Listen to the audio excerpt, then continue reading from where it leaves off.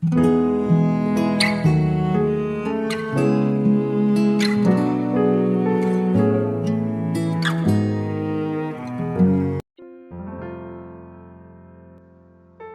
saudara yang dikasihi Tuhan Yesus, selamat malam dan salam sejahtera bagi saudara semua. Saya menyapa bagi saudara yang ada di Indonesia, dari Sabang sampai Merauke, baik yang di kota maupun yang di desa, dan saudara yang di Malaysia, di Singapura, di Kamboja, dan dimanapun berada.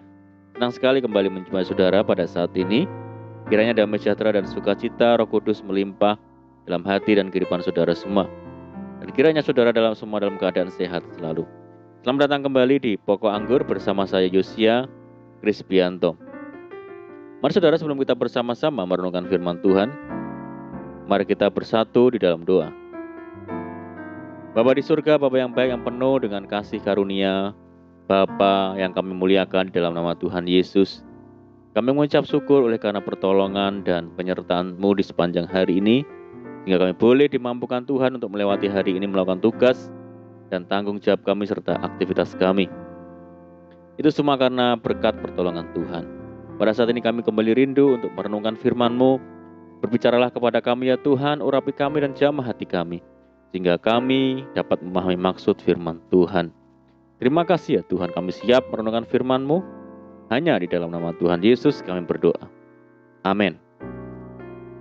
Baik saudara, kita akan membaca di dalam 1 Timotius 3 ayat yang ke-10. Mereka juga harus diuji dahulu, baru ditetapkan dalam pelayanan itu, setelah ternyata mereka tak bercacat. Puji Tuhan, saudaraku, untuk menjadi orang-orang yang berkualitas, kita harus melewati proses atau ujian demi ujian.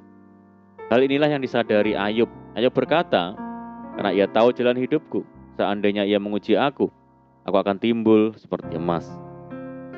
Itulah sebabnya Rasul Paulus menyampaikan pesan penting kepada Timotius, bahwa pemilik jemaat ataupun diaken atau pelayan Tuhan bukanlah sembarangan orang, tetapi haruslah orang yang telah teruji hidupnya dan memiliki kualitas hidup yang lebih dibandingkan yang lainnya.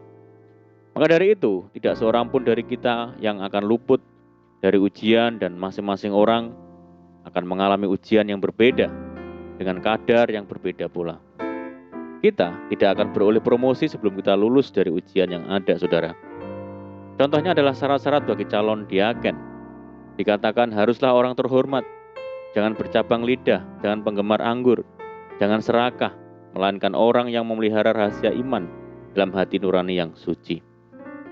Namun inti dari semua persyaratan itu adalah kesetiaan, saudara. Tanpa kesetiaan, apapun tugas dan kepercayaan yang diberikan Tuhan kepada seseorang tidak akan membuahkan hasil yang maksimal.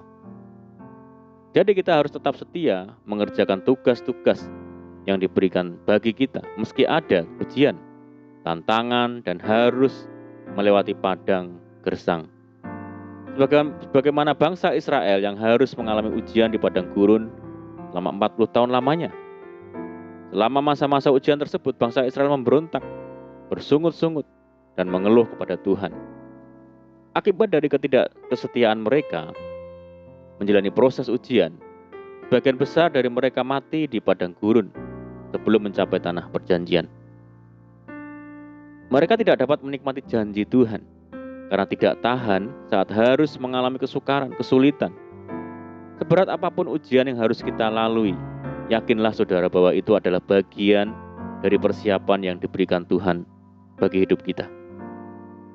Saudaraku, Tuhan menghendaki agar kita tidak menyerah ketika berada dalam masa-masa pembentukan itu, di dalam masa-masa pemrosesan itu.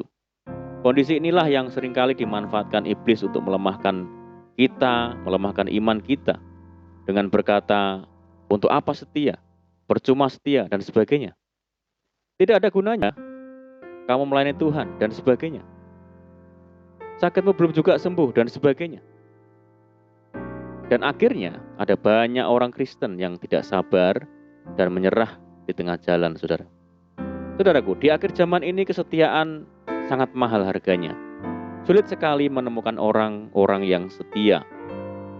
Dikatakan dalam firman Tuhan, banyak orang menyebut diri baik hati, tetapi orang yang setia, siapakah yang dapat menemukannya?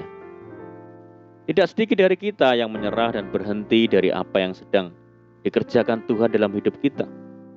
Hanya sesaat sebelum Tuhan menyatakan pertolongan, menyatakan pemulihan, menyatakan kuasa-Nya terhadap kita. Sayang sekali bukan saudara? Jadi selama masa ujian kita harus tetap setia. Sebab kita tidak pernah tahu kapan kita akan menuai hasilnya.